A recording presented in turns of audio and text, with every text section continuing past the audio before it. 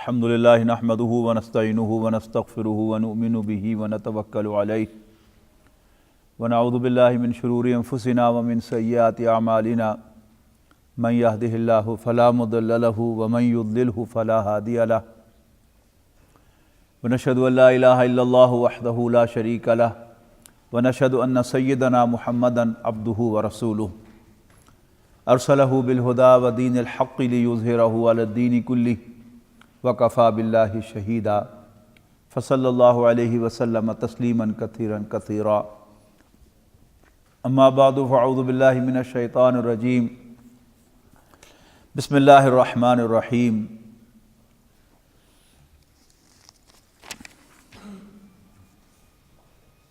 وَإِذْ قَالَ مُوسَى لِفَتَاهُ لَا أَبْرَحُ حَتَّى أَبْلُغَ مَجْمَعَ الْبَحْرَيْنِ أَوْ أَمْضِيَ حُقُبًا فَلَمَّا بَلَغَ مَجْمَعَ بَيْنِهِمَا نَسِيَ حُوتَهُمَا فَاتَّخَذَ سَبِيلَهُ فِي الْبَحْرِ سَرَبًا فَلَمَّا جَاوَزَهُ قَالَ لِفَتَاهُ آتِنَا غَدَاءَنَا لَقَدْ لَقِينَا مِنْ سَفَرِنَا هَذَا نَصَبًا۔ محترم بزرگوں، دوستو، عزیزوں اور بھائیوں، آپ جانتے ہیں کہ ہم ان اجتماعات میں اس کائنات کی حقیقت سورۃ کہف کی روشنی میں پڑھنے کی کوشش کر رہے ہیں، اور دو پہلوؤں سے ہم نے اس کا جائزہ لیا ہے۔ ایک تو دنیا ورسز آخرہ، کہ یہ زندگی، اس زمین پر جو کچھ ہے یہ سب عارضی ہے، اور یہ ہمارا امتحان لینے کے لیے ہے کہ ہم اس پر ریجھ جاتے ہیں یا اللہ تعالیٰ کو پہچان کر اس کی عنایت کو اصل نعمت سمجھتے ہیں۔ اور دوسرا پہلو یہ تھا کہ اس زندگی میں جو کچھ بھی ہو رہا ہے اس کے پیچھے اللہ تعالیٰ کے فیصلے کار فرما ہے۔ میں جان بوجھ کر قدرت اس لفظ کا لفظ استعمال نہیں کر رہا۔ جب ہم قدرت کا لفظ استعمال کرتے ہیں تو ہمارے ذہن میں ایک آٹومیٹک مشین کا تصور آتا ہے کہ جو آپ سے آپ کام چل رہا ہے، پھر قدرتی طور پر ایسا ہو گیا، پھر قدرت نے ایسا کر دیا۔ میں عرض کر رہا ہوں کہ اللہ تعالیٰ کے فیصلے کار فرما ہے۔ اس کائنات میں جو کچھ بھی ہوتا ہے وہ اللہ تعالیٰ کے فیصلے سے ہوتا ہے۔ جو کام وہ کرنا چاہتا ہے کر کے دکھاتا ہے، اور جو کام وہ نہیں کرنا چاہتا، ساری دنیا بھی اس کے مخالف آ کر کھڑی ہو جائے تو وہ کام نہیں ہو سکتا، اس لیے کہ اللہ تعالیٰ کا فیصلہ یہ ہے کہ وہ کام نہ ہو۔ اور میں نے عرض کیا تھا کہ سورہ کہف میں یہ مضمون کئی طرح سے سمجھایا گیا ہے۔ یعنی اس کا آغاز ہوا اصحاب کہف کے واقعے سے کہ کچھ لوگ تھے کہ کچھ نوجوان تھے کہ جنہوں نے یہ فیصلہ کیا کہ ہم تو اللہ کی بندگی کریں گے، کسی اور کی عبادت نہیں کریں گے۔ معاشرے نے، اس وقت کے بادشاہ نے ان کو پریشرائز کرنا چاہا تو انہوں نے کہا ہم یہ ملک چھوڑ دیں گے، اور جا کر انہوں نے ایک غار میں پناہ لے لی۔ تو اللہ تعالیٰ نے انہیں رہتی دنیا تک کے لیے ایک نشانی بنا دیا۔ 300 سال سے زائد اللہ تعالیٰ نے انہیں ایک گہری نیند سلایا، اور پھر وہاں پہ انہیں اٹھایا، اور پھر اس طرح ان کا واقعہ، ان کی کہانی ایکسپوز ہو گئی کہ یہ ہوتا وہی کچھ ہے جو اللہ تعالیٰ چاہتا ہے۔ یہ موت اور زندگی کا نظام کوئی آٹومیٹک پروسیس نہیں ہے۔ اللہ تعالیٰ جس وقت چاہتا ہے کسی کو وجود میں لاتا ہے، اس کو حیات سے نوازتا ہے، اور جب چاہتا ہے اسے واپس بلاتا ہے۔ جسے چاہے وہ مردہ کو مار کر پھر زندہ کر لے، اور جسے چاہے اسے ایسی گہری نیند سلا دے کہ وہ مرنے ہی نہ پائے، اور بغیر کچھ کھائے پیے اس کی زندگی کا جو سلسلہ ہے وہ بھی جوں کا تو برقرار رہے۔ تو یہ سب اللہ تعالیٰ کی قدرت ہے۔ اس کے بعد پھر نبی اکرم صلی اللہ علیہ وسلم کو ایک خاص معاملے کی طرف توجہ دلائی گئی، اور اس کی تاریخ بھی میں نے آپ کو بتائی تھی کہ یہ چند سوال تھے کہ جو یہودیوں کے کہنے پر قریش نے رسول اللہ صلی اللہ علیہ وسلم سے پوچھے تھے، اور آپ نے روٹین کے تحت کہ روز وہی آتی ہے، جبرائیل آتے ہیں، تو مجھے ان کی خبر دے دی جائے گی اللہ تعالیٰ کی طرف سے، اور میں بیان کر دوں گا۔ تو روٹین میں کہہ دیا کل جواب دوں گا، لیکن وہ کل کرتے جو ہے وہ 2 ہفتے گزر گئے، اور وہی آئی تو ان الفاظ کے ساتھ وَلَا تَقُولَنَّ لِشَيْءٍ إِنِّي فَاعِلٌ ذَلِكَ غَدًا إِلَّا أَن يَشَاءَ اللَّهُ، کہ ہرگز نہ کہنا کسی کام کے بارے میں کہ میں یہ کام کل کروں گا، مگر ایک شرط لگا کر اللہ اگر اللہ نے چاہا۔ اس کے بعد پھر رخ موڑا رسول اللہ صلی اللہ علیہ وسلم کی دعوت کی طرف کہ آپ کے ذمے جو ہم نے کام لگایا ہے وہ بہت بڑا ہے، لیکن بظاہر اس کے لیے اچیومنٹ آپ کو بہت کم ہو رہی ہے۔ آپ کو ہم نے چند افراد دیے ہیں اور ان میں سے بھی صاحب حیثیت لوگ اس معاشرے کے وہ بہت کم ہیں، آٹے میں نمک کے برابر ہیں۔ پہلے تو وہ خود آٹے میں نمک کے برابر ہیں، بلکہ ان سے بھی کم ہیں، اور پھر ان میں سے بھی جو صاحب حیثیت لوگ ہیں، اور کسی قبائلی معاشرے میں حقیقتاً انسان سمجھا ہی صاحب حیثیت آدمی سمجھا جاتا ہے، باقی سارے ڈھور ڈنگر ہی سمجھے جاتے ہیں۔ حضور صلی اللہ علیہ وسلم سے کہا گیا کہ جو ہم نے آپ کی جھولی میں ڈالے ہیں انہی پر قناعت کیجئے، اور اللہ تعالیٰ نے نبی اکرم صلی اللہ علیہ وسلم کو جو عظیم کامیابی دلائی اس جماعت کے ذریعے کہ جس کا سینٹرل کور وہ یہی صحابہ تھے جو آپ کو مکی دور میں اللہ تعالیٰ نے عطا فرمائے تھے۔ ان کے حوالے سے کہا گیا کہ اپنی نظریں اٹھا کر ادھر ادھر نہ دیکھو، بس جو ہم نے دیے ہیں ان پر ہم نے دیے ہیں۔ یہ یقین رکھو کہ یہ جو درویش تمہیں ملے ہیں، بے حیثیت دنیاوی اعتبار سے لوگ جو ملے ہیں، یہ بائی ایکسیڈنٹ نہیں ملے، یہ ہم نے دیے ہیں۔ سارا جو اس میں زور ہے کہ جو ہم نے تمہیں دیے ہیں، انسان کو یہ یقین ہو کہ اللہ تعالیٰ جو ہے وہ ہر کام کا کرنے والا، ہر کام کو دیکھنے والا ہے، اور اس نے میری جھولی میں تو کچھ بھی ڈالا ہے۔ کھوٹے سکے ڈالے ہیں جو مجھے کھوٹے نظر آتے ہیں، لیکن اللہ تعالیٰ کے فضل و کرم سے یہی کھرے سکے بن جائیں گے۔ وہ جو بے وقت نظر آتے ہیں یہی صاحب وقت ہو جائیں گے، وہ جو بے حیثیت نظر آ رہے ہیں آج یہی صاحب حیثیت بن جائیں گے اللہ تعالیٰ کے فضل و کرم سے۔ اللہ تعالیٰ کے پاس سارا کا سارا اختیار ہے،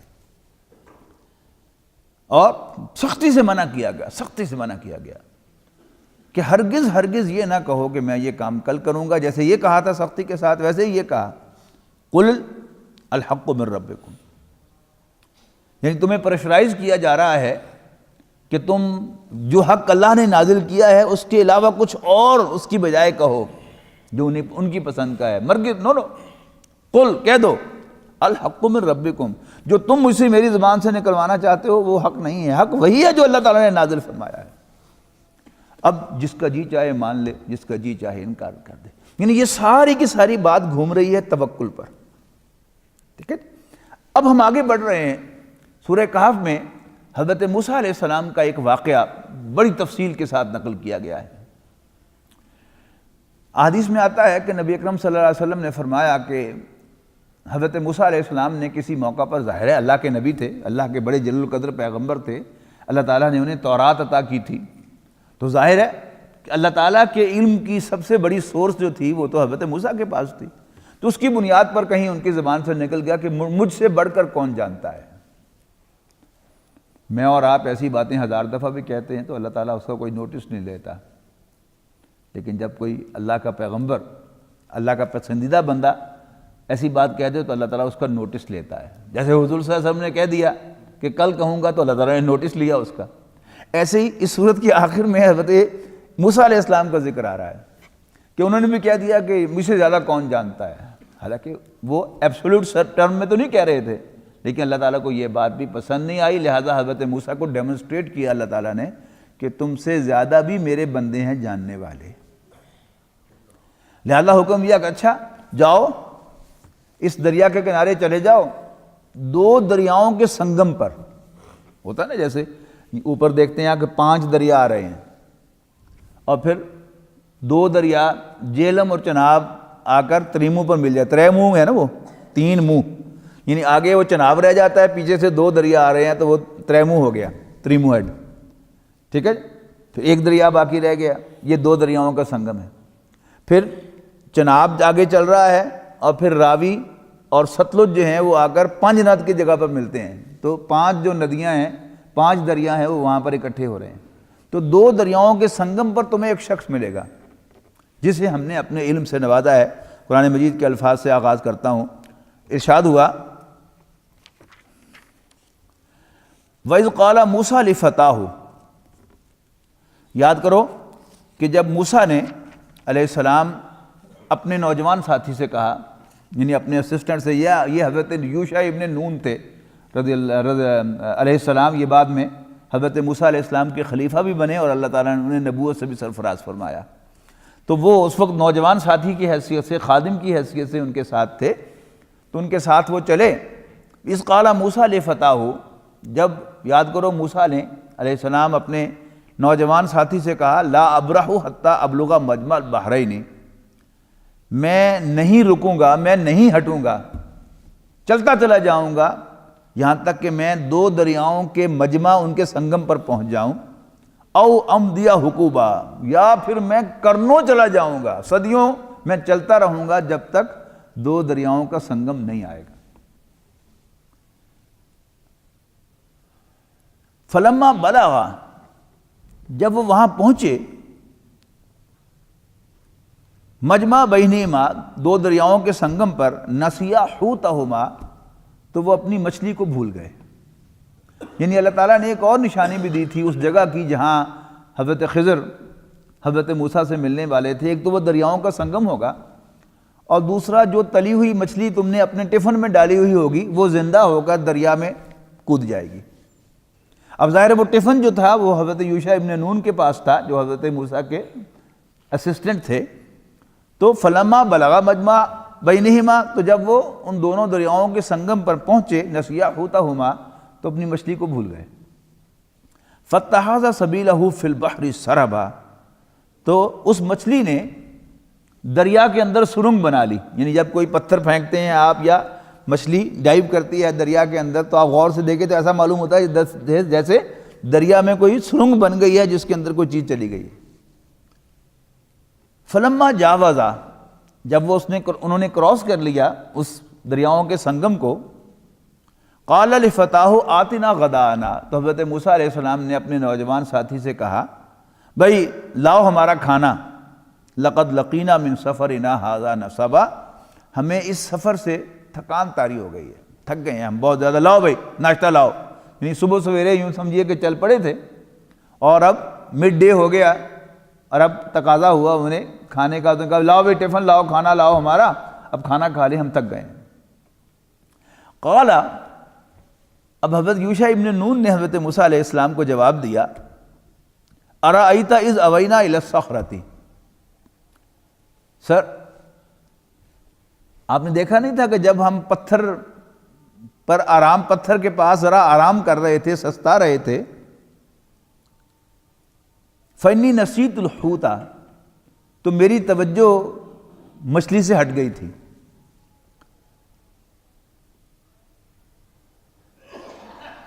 وما انسانیہ الا الشیطان، اور مجھے شیطان نے بھلایا تھا وہ، اس لیے کہ حضرت موسیٰ علیہ السلام کا جلال آپ کو معلوم ہے، تو انہیں یہ ڈر ہے کہ حضرت موسیٰ علیہ السلام بہت ناراض ہوں گے یا شاید پٹائی بھی کریں گے کہ نااہل آدمی، میں نے تمہیں ٹفن پکڑایا تھا اور اس میں سے مچھلی جو ہے وہ زندہ ہو کر کود کے چلی گئی اور تمہیں پتہ ہی نہیں چلا۔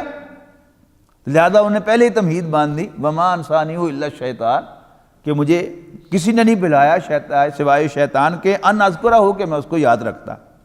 واتخذ سبیلہ فی البحر عجبا، اور مچھلی نے بڑے عجیب طریقے سے دریا میں اپنا راستہ بنا لیا۔ حضرت موسیٰ علیہ السلام کہنے لگے قال ذالک ما کنا نبغی، تیرا پلا جاوے، وہی تو وہ مقام تھا جس کو ہم ڈھونڈ رہے ہیں۔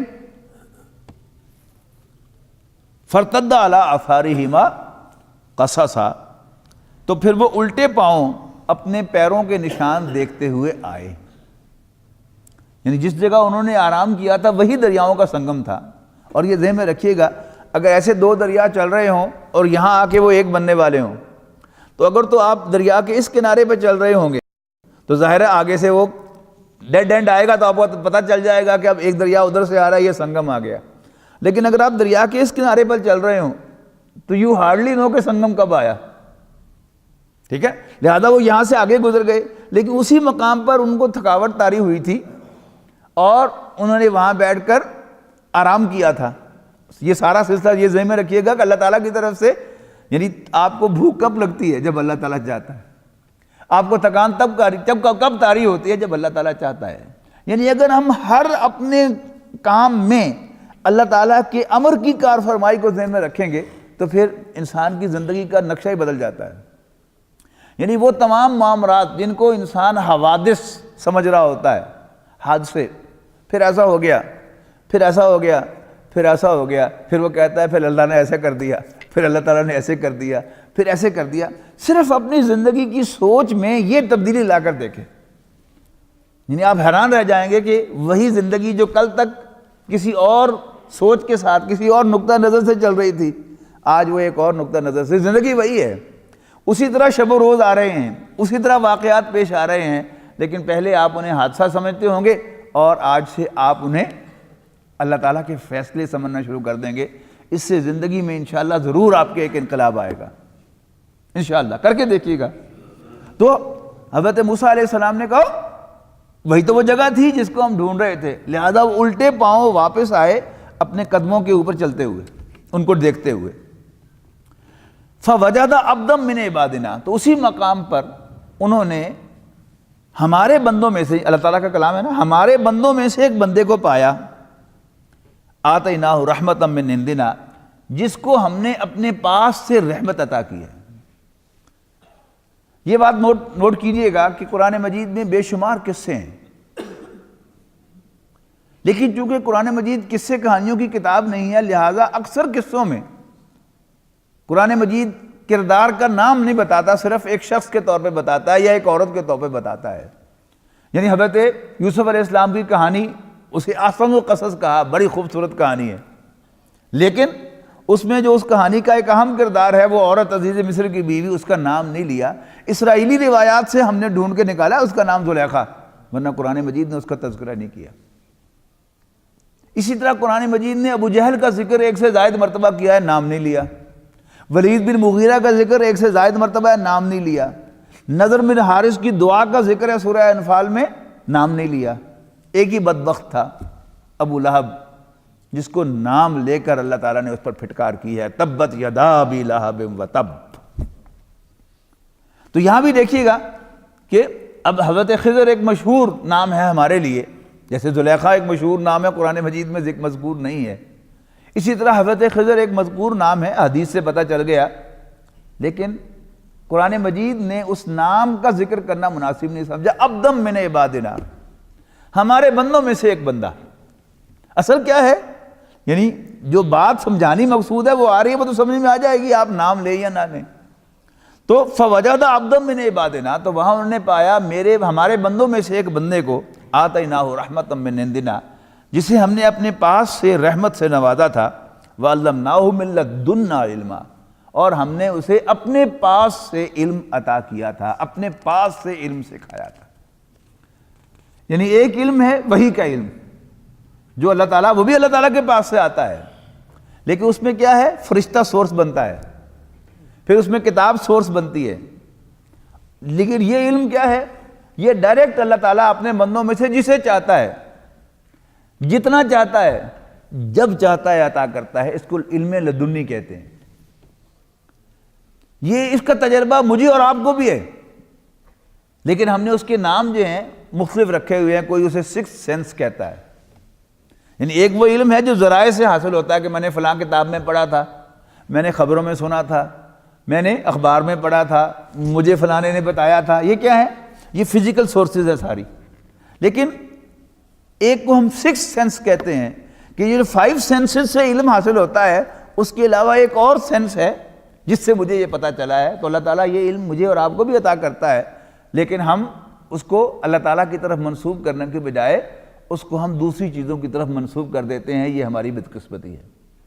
ہم اسی کو کہیں کہ اللہ تعالیٰ نے میرے دل میں یہ بات ڈالی ہے. بدل گئی نا بات. وہی جو بات ابھی عرض کر رہا تھا کہ آپ اسے حادثہ سمجھیں تو اس کی اور پکچر ہے، آپ اسی کو اللہ تعالیٰ کا فیصلہ سمجھیں تو پکچر اور ہے. تو جو آپ کو اللہ تعالیٰ براہ راست علم عطا کر رہا ہے، آپ کو سچا خواب دکھا رہا ہے یا الہام کر رہا ہے یا کشف کر رہا ہے یا وجدان ہو رہا ہے، تو آپ اس کو اللہ تعالیٰ کی طرف منسوب کریں کہ اللہ تعالیٰ نے میرے دل میں یہ بات ڈالی، اللہ تعالیٰ نے مجھے یہ خواب دکھایا. تو اس پورا کا پورا سینیریو جو ہے وہ بدل جائے گا. تو یہاں بھی کیا ہوا، تو اللہ تعالیٰ نے اس کو اپنی طرف منسوب کیا کہ آتیناہ من لدنا علما، کہ ہم نے انہیں اپنے پاس سے ایک علم عطا کیا تھا. قال لہ موسیٰ نے ان سے کہا، یعنی موسیٰ علیہ السلام نے ان سے عرض کی حل اتبعک، کیا میں آپ کے ساتھ رہوں، آپ کی پیروی کروں، الا ان تعلمنی مما علمت رشدا، تاکہ جو علم و ہدایت اللہ تعالیٰ نے آپ کو عطا کی ہے آپ مجھے بھی سکھا دیں. ٹھیک ہے جی، آپ اس کی تعلیم مجھے بھی دے دیں، یعنی اپنے علم کا کچھ حصہ مجھے بھی عطایت فرما دیں. قال، اب شریعت کا علم جو ہے یہ ظاہر کا علم ہے، یاد رکھیے گا، اور یہ علم لدنی جو ہے یہ کیونکہ براہ راست آتا ہے، لہذا اس میں بہت سی چیزیں جو ہیں وہ ظاہری احکام سے ہٹ کر بھی آ جاتی ہیں. تو کیا ہوا، انہوں نے کہا کہ انک لن تستطیع معی صبرا، تمہاری جو عام اپروچ ہے وہ ظاہر سے متعلق ہے، اس لیے کہ شریعت کے سارے احکام، فقہ کے سارے احکام ظاہر سے متعلق ہوتے ہیں، لہذا میرے ساتھ چلتے ہوئے تم صبر نہیں کر سکو گے. تمہیں یہ باتیں عجیب سی لگے گی، اس میں جو درمیان کے فیکٹرز ہیں وہ دکھائے نہیں جاتے، لہذا تمہیں عجیب سی لگے گی. مثلا ایک شخص اس نے قتل کیا کسی کو، اس کے بعد وہ پکڑا گیا، اس کے خلاف مقدمہ چلا اور پھر عدالت میں اس کی پھانسی کا فیصلہ ہو گیا اور اس کو پھانسی دی گئی، تو اس میں آپ کے لیے کوئی اچنبے کی بات ہوگی؟ ہرگز نہیں. لیکن یعنی بغیر کسی درمیان کے لنکس کے اللہ تعالیٰ کا حکم ہو اور آپ براہ راست اس کو ایگزیکیوٹ کر دیں تو پھر اس کو سمجھنا جو ہے وہ بڑا مشکل ہوگا. تو انہوں نے کہا کہ تم میرے ساتھ رہتے ہوئے صبر نہیں کر سکو گے، اور ساتھ ہی فرمایا وَكَيْفَ تَصْبِرُ عَلَىٰ مَا لَمْ تُحِطْ بِهِ خُبْرًا، اور آپ صبر کر بھی کیسے سکتے ہیں، چپ رہ بھی کیسے سکتے ہیں اس چیز پر جس کا سمجھنا آپ کے بس میں نہیں ہے. یعنی یہ جو شرعی احکام ہوتے ہیں اس سے لنکڈ ہوتے ہیں، لہذا ان کا سمجھنا بھی اللہ تعالیٰ نے آسان بنایا ہے. لیکن جہاں درمیان کے لنکس نہ ہوں، ڈائریکٹ کوئی ایکشن آ جائے تو آپ اس پر صبر کر بھی کیسے سکتے ہیں. قال، حضرت موسیٰ علیہ السلام نے عرض کی ستجدونی انشاءاللہ صابرا، حضرت آپ مجھے انشاءاللہ صبر کرنے والا پائیں گے، ولا اعصی لک امرا، اور میں آپ کی حکم کی خلاف ورزی نہیں کروں گا. یہ مجھ سے آپ گارنٹی لے لیں، جو آپ حکم دیں گے میں کروں گا. اور ہمارا جو پرانا روایتی تعلیم و تعلم کا طریقہ ہے وہ یہی ہے. دو چیزیں اس میں ہیں، ایک استاد کا ادب و احترام اور دوسرا استاد کا حکم ماننا. ان دونوں میں بھی کلیش ہو جائے تو پھر بڑا مشہور جملہ ہے الامر فوق الادب، کہ حکم جو ہے وہ ادب آداب سے اونچا ہے. یعنی ادب کیا ہے کہ استاد جو ہے اگر کرسی پر بیٹھا ہے تو آپ زمین پر بیٹھے، ہماری پرانی روایت یہی ہے. لیکن اگر استاد حکم دے دے کہ تم میری سرہانے آ کر بیٹھ جاؤ تو پھر الامر فوق الادب، اگرچہ وہ آداب کے خلاف ہے. ہماری پرانی روایت جو ہے کہ جہاں کوئی بزرگ بیٹھا ہو، باپ ہو، چچا ہو، ماموں ہو، تو اس کی پائنٹی کی طرف چارپائی پہ بیٹھا جاتا تھا، اس کی سرہانے کی طرف نہیں بیٹھا جاتا تھا. یہ ادب کے خلاف تھا. لیکن اگر بڑا حکم دے دے تو پھر اس پر عمل کیے جائے. تو حضرت موسیٰ علیہ السلام نے حضرت خضر کو یہ ری ایشور کیا کہ فکر نہ کریں، میں آپ کی اطاعت کروں گا، آپ کے پیچھے پیچھے چلوں گا، خاموش رہوں گا اور میں آپ کا حکم مانوں گا.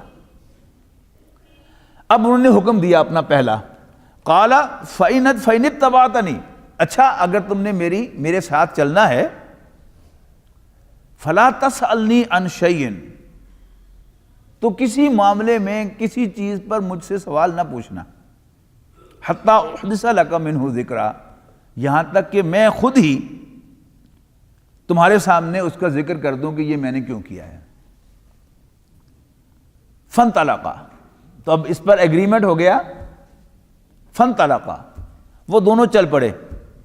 حَتَّى إِذَا رَكِبَا فِي السَّفِينَةِ، یہاں تک کہ جب وہ ایک کشتی میں سوار ہوئے، یعنی کوئی کشتی تھی یا بڑا جہاز تھا، بحری جہاز تھا، اس میں سوار ہوئے. خَرَقَهَا، تو حضرت خضر نے اس کشتی کو ڈیمیج کر دیا، اس کو توڑ دیا نمایاں طور پر. اب حضرت موسیٰ علیہ السلام یہ صاحب شریعت رسول ہیں، تو شریعت کا تقاضا کیا ہے کہ کسی غریب ملاح کا جس کو آپ نے کرایہ دیا ہے صرف سفر کرنے کا، آپ نے اس کو ڈیمیج کرنے کی کوئی پیمنٹ اس کو نہیں کی، تو how come you can do it? اب انہوں نے ایک شریعت کا سوال کیا ہے، قال اخرقتها لتغرق اهلها، یہ کیا کیا تم نے اس کشتی کو ڈیمیج کر دیا تاکہ اس کے سارے سوار غرق ہو جائیں۔ لقد جئت شیئا امرا، تم نے ایک بہت بڑی حرکت کی ہے۔ قال، حضرت خضر نے فرمایا، الم اقل، کیا میں نے کہا نہیں تھا، انک لن تستطیع معی صبرا، کہ میرے ساتھ چلتے ہوئے تم چپ نہیں رہ سکو گے، صبر نہیں کر سکو گے۔ قال لا تؤاخذنی، حضرت موسیٰ نے فرمایا، سر لا تؤاخذنی بما نسیت، اگر میں بھول جاؤں تو آپ میرا مواخذہ نہ کیجئے، میری جواب طلبی نہ کیجئے، ولا ترہقنی من امری عسرا، اور آپ میرے کام کو مشکل نہ بنائیں۔ I want to learn، تو پلیز تھوڑے سے آپ لینیٹ ہو جائیں، ذرا کوآپریٹ کریں میرے ساتھ تاکہ میں بھی آپ کے اس علم میں سے کچھ حصہ پالوں، تو آپ میرے کام کو مشکل نہ بنائیں۔ فانطلقا، تو انہوں نے ایگری کر لیا، پھر چل پڑے۔ لیکن وہ شکل تو ابھی تک برقرار تھی نا کہ اچھا چلو ایک دفعہ غلطی ہوئی ہے تو دوبارہ نہ پوچھنا۔ فانطلقا، وہ دونوں چل پڑے، حتی اذا لقیا غلاما، یہاں تک کہ ان کی ملاقات ایک لڑکے سے ہوئی۔ فقتلہ، تو حضرت خضر نے اس لڑکے کو قتل کر دیا۔ قال اقتلت نفسا زکیۃ بغیر نفس، اب تورات میں، شریعت میں کسی کو قتل کرنے کی صورت کیا ہے کہ اس نے قتل کیا ہو ناحق، تو مقتول کے وارثوں کو حق حاصل ہے کہ اس سے قصاص لے لیں۔ تو حضرت موسیٰ نے فوراً شرعی سوال کیا، اقتلت نفسا بغیر نفس، تو کیا آپ نے ایک شخص کو قتل کر دیا، اس لڑکے کو، بغیر اس کے کہ اس نے کسی کو قتل کیا ہو؟ لقد جئت شیئا نکرا، آپ نے بڑی نامعقول حرکت کی ہے، ان پلیزنٹ حرکت کی ہے۔ قال، اب یہ 16واں پارہ شروع ہو رہا ہے حضرت خضر کے الفاظ سے، قال الم اقل لک انک لن تستطیع معی صبرا، تو حضرت خضر نے پھر اپنی بات دہرائی کہ میں نے کہا نہیں تھا کہ تم میرے ساتھ چلتے ہوئے چپ نہیں رہ سکو گے، صبر نہیں کر سکو گے، سوال پوچھنے سے باز نہیں آؤ گے۔ تو حضرت موسیٰ علیہ السلام نے عرض کی، قال ان سألتک عن شیء بعدہا، بس ایک چانس مجھے اور دے دیں، اگر اب کے بعد میں آپ سے کوئی سوال پوچھوں، فلا تصاحبنی، تو آپ مجھے اپنی مصاحبت سے، اپنی کمپنی سے محروم کر دیجیے گا۔ قد بلغت من لدنی عذرا، تو پھر میری طرف سے معذرت ہے، پھر مجھے آپ سے کوئی گلہ نہیں ہوگا، ایک چانس مجھے اور دے دیں۔ پھر چل پڑے، فانطلقا، پھر چل پڑے، حتی اذا اتیا اہل قریۃ استطعما اہلہا، یہاں تک کہ وہ ایک بستی میں پہنچے۔ اب یہ مسلسل سفر کر رہے تھے، یعنی پہلے انہوں نے کشتی کا سفر کیا، کشتی کو ڈیمیج کیا، پھر وہاں سے اکلے، پھر پیدل چلتے چلے جا رہے ہیں، چلتے چلے جا رہے ہیں، چلتے چلے جا رہے ہیں، بھوک لگ گئی۔ ایک بستی میں سے گزر ہوا اور بستی کے رہنے والوں سے انہوں نے کھانا مانگا کہ بھائی ہم مہمان ہیں، مسافر ہیں، تو ہمیں کچھ کھانے کو دو۔ اور یہ بھی پرانی روایت ہے، ہوٹل تو ہوتے نہیں تھے، مہمان کی مہمان نوازی، یہ فخر سمجھا جاتا تھا کہ میں نے آج اتنے مہمانوں کو کھانا کھلایا ہے۔ اور کسی شخص کی جو عزت تھی وہ اس کی مہمان نوازی کے لحاظ سے ہوتی تھی کہ یہ بڑا مہمان نواز آدمی ہے، اس کے ہاں دن کو چلا جائے یا رات کو چلا جائے، ایک آدمی چلا جائے، 10 آدمی چلے جائیں، تو وہ انہیں کھانا کھلاتا ہے۔ لیکن وہ ایسے بد مزاج لوگ تھے، بد اخلاق لوگ تھے کہ انہوں نے کھانا مانگا بھی، کہا چلو دوڑ جاؤ، کوئی کھانا چانا نہیں تمہارے لیے، آ گئے ہو۔ تو استطعما، کہ انہوں نے کھانا مانگا ان سے، اہلہا، ان کے اس بستی کے رہنے والوں سے، فابوا ان یضیفوہما، لیکن انہوں نے انکار کر دیا ان کی مہمان نوازی سے، انہیں کھانا کھلانے سے۔ فوجد فیہا جدارا، اب وہ جب بستی میں سے گزر کر نکلنے والے تھے تو ایک دیوار تھی بڑی بوسیدہ، جھکی ہوئی تھی اور عنقریب گرنے والی تھی.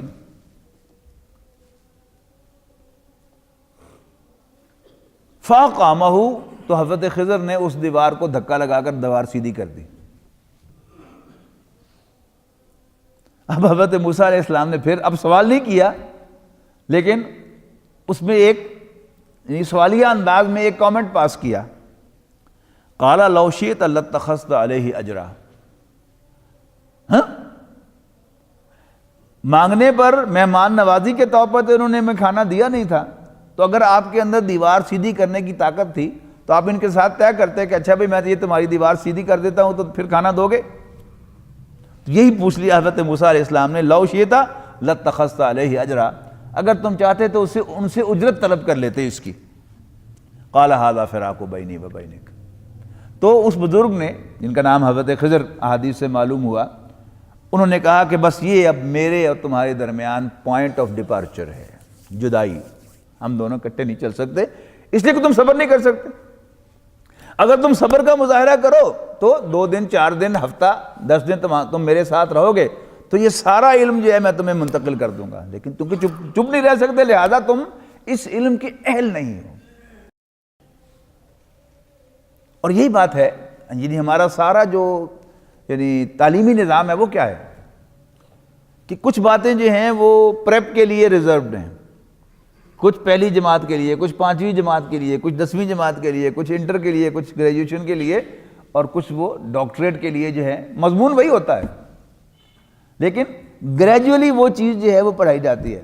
اور جو بچہ ضد کرے کہ مجھے تو ابھی سارا کچھ بتاؤ اس کے سلسلے میں، تو وہ احمق ہی ہوگا، نہ اس کو پورا علم پڑھایا جا سکتا ہے. پھر کیا ہوگا، اس کو اسکول سے فارغ کر دیا جائے گا کہ یہ باقیوں کو بھی پڑھنے نہیں دیتا.